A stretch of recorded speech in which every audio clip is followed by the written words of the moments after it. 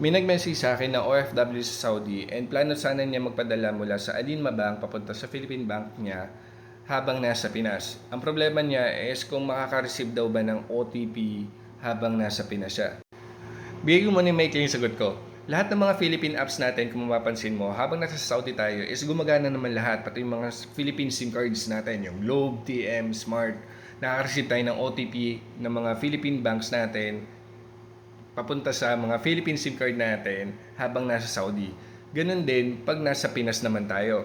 Baliktad naman. Lahat ng mga Saudi banks natin, Saudi SIM cards, is gagana rin naman yan sa Pinas.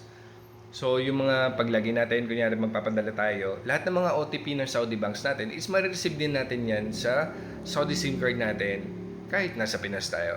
Pero pahabain natin ang explanation. May mga bagay kasi na dapat ginagawa natin bago tayo umuwi ng Pinas. So habang nasa Saudi tayo, ito yung una natin gagawin. Actually, applicable din to sa mga Philippine SIM cards.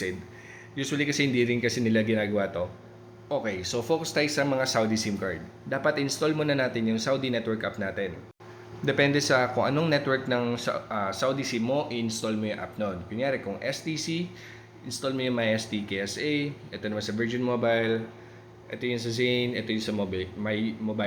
Meron din yung Libara, Red Bull, Salam. Install mo lang yung app nun, mag-login ka. Tapos, ayun, makikita mo kasi yung balance mo doon at saka yung expiration ng SIM card mo. Pagdating sa expiration ng SIM card, 90 days yan. Pag walang nangyayaring transaction or hindi nababawasan ng load within 90 days, mawalan na ng signal yan, made-deactivate. Kaya yun yung iwasan mo. Mas maganda, minomonitor mo yung balance mo, pati expiration ng SIM card doon sa loob ng app. May isa pang rule dito, mag-load ng 20 real. Mas maganda bago ka umalis ng Saudi is mag-load ka na ng 20 real. Kasi once na hindi gumana yung SIM card mo sa Pinas kasi zero yung balance, mahihirapan ka. Kasi unang-una, hindi ka makaka-receive ng OTP sa SIM card mo. Tapos, ang requirement sa pag-login sa Saudi SIM networks is OTP. So, hindi mo rin matatanggap yun. Hindi ka makapag-login sa Saudi network app. Tapos, sa pag-load, pwede mag-load dito sa Saudi network app. Pwede kang bumili dyan. Pero, kadalasan sa kanila is hindi naman gumagana ang mga Philippine ATM cards. Saudi ATM cards yung ipambabayad natin dito sa pagbili ng load. So, yung pag ginamit mo yung Saudi ATM card mo, magsasend din ng OTP dun sa Saudi SIM mong na hindi nakakatanggap ng OTP. So, basically, hindi rin magpaproceed yung transaction.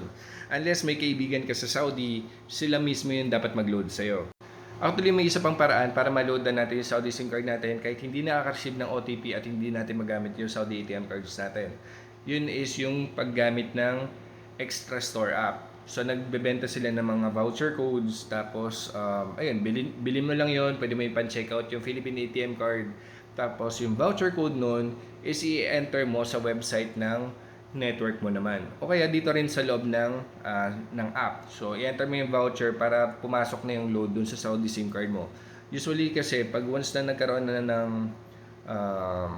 ng load, mag-i-start na yan makareceive ng mga OTP. Isang paalala nga lang pala, pagdating sa mga Saudi SIM cards, pag kunwari, di ba, nag-load ka ng 20 real, tapos makareceive ka na ng OTP, pero from time to time kasi tatawag sa yung mga kakilala mo na hindi alam na nasa Pinas ka. Pag sinagot mo yung tawag na yon, ikaw yung masisingil. Ito yung masisingil sa'yo, pag sasagutin mo yung tawag na matatanggap mo mula sa mga kawork mo sa Saudi or kahit anong tawag na galing ng Saudi. Minsan kasi, di ba, pag mag-activate tayo ng beneficiary, kailangan natin sagutin yon. So, pag sinagot mo yan, ito yung mga charges niya. Kung STC, 1.03 reals. Tapos yung ibang mga networks naman naglalaro sa 3.5, 2.5 hanggang 4, 2.5 hanggang 3.5 reals. So, ganyan yung charge bawat minuto. Or as soon as sinagot mo yung tawag, 2 reals to 4 reals na kagad yung charge nun. Kung gusto mong mano-manong gawin yung pag-activate ng roaming, pero usually naman yung mga Saudi SIM cards, once na lumalabas ng Saudi, nag-automatic na yung pag-activate ng roaming yan. Pero ito yung isa pang paraan. Para sa mga STC users, pwede mo i-activate yung roaming yan sa loob ng MySTC app o kaya mag-text ka ng 1400 at isend sa 900. Sa mobile networks naman, ito, pwede mo i-activate sa mobile app or i-text mo yung eRoam at isend sa 1100. Sa Zain, pwede mo i-activate yung roaming sa loob ng Zain app o kaya i-text mo ang roam sa 959. Tapos sa Red Bull Mobile, andun yung toggle switch ng roaming sa loob ng Red Bull Mobile app o kaya basta dapat naka-on din ang roaming settings sa phone mo. Tapos sa Sala Mobile, kailangan i-on mo yung roaming toggle sa Sala Mobile app bago umalis ng Saudi.